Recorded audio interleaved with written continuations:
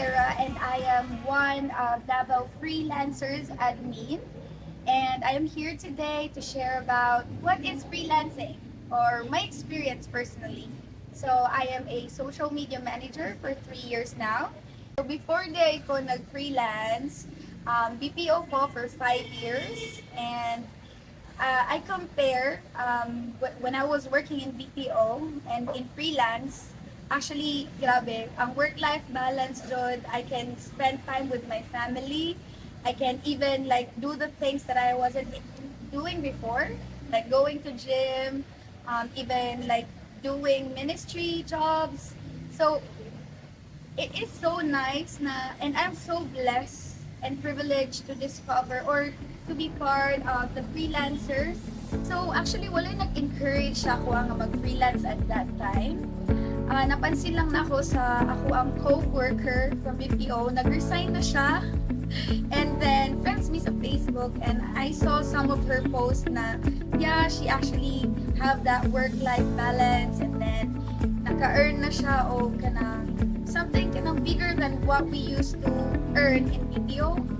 And that's the time na we're na-curious ko, and at that time, wala pa yung mga tinganing ang mga community. So, nagsikap jud ko. Actually, it took me years. And then, nag-enroll po ko, just mga like... paid training. Oo, paid training. And then, aside from nag-join ko ng mga trainings,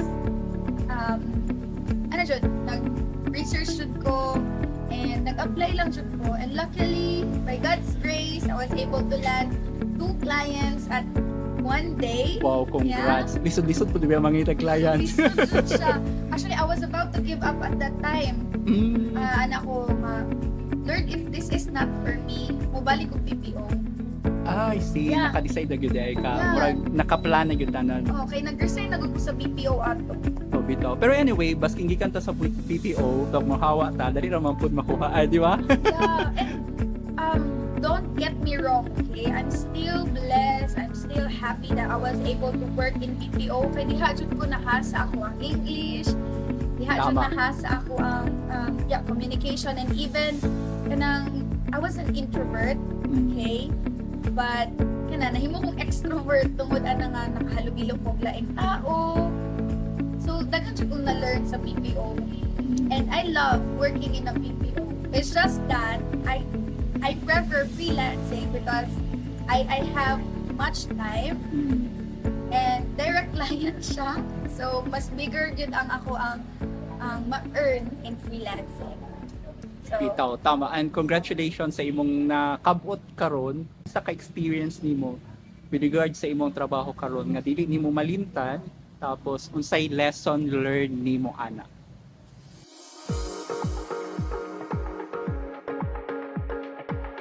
So before jud no, kanang as I start my freelance journey, ako adjong ginahimo nag-work jud kog daghang client. Na ako'y full time ug na jud ko'y mga part-time nga mga clients, which is na-sacrifice din ako ang health, na-sacrifice even ako ang time sa akong family. Dili na ko siya iingon nga kanang daghan kong utang actually. So naningkamot jud ko mag-work jud kay para mabayaran ang amo ang mga need bayaran, even among bills. I mentioned a while ago na daghan ko na ako'y part-time, ay na ako'y full-time and na ako'y mga part-times. And maybe people will say, daghan ka kwarta.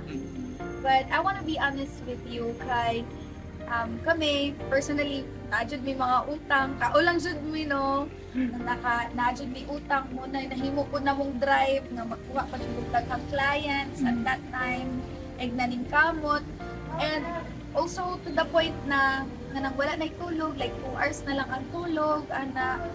And aside from that, no, I would like to encourage you guys na kapag maka-earn ka og money, I hope na kanang you only kanang buy the things na kinahanglan lang ninyo, like the necessary lang. Kay kami ato nga time is wala dyan may kabalo sa paghandle sa mong money.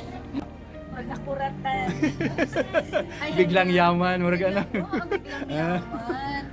Pero yun na nga, so karon, I already left my full-time job and I choose to have my part-time job. So for me, no, based on my experience, dili jud ninyo kanang hakubon ta ng clients. Pangatag pud mo sa uban, guys. Alright? Kay isa lang atong lawas. Oh, So, guys, ang ato ang time, precious pud na siya. Ang health. So, ang health pud na to, precious pud na. Kaya unsaon man ang daghang kwarta, Unsaon man ang daghang kwarta, kung kita weak na atong lawas, di ba? O ato ang family dili na nalipay sa ato kay wala na tay spend time sa ilaha.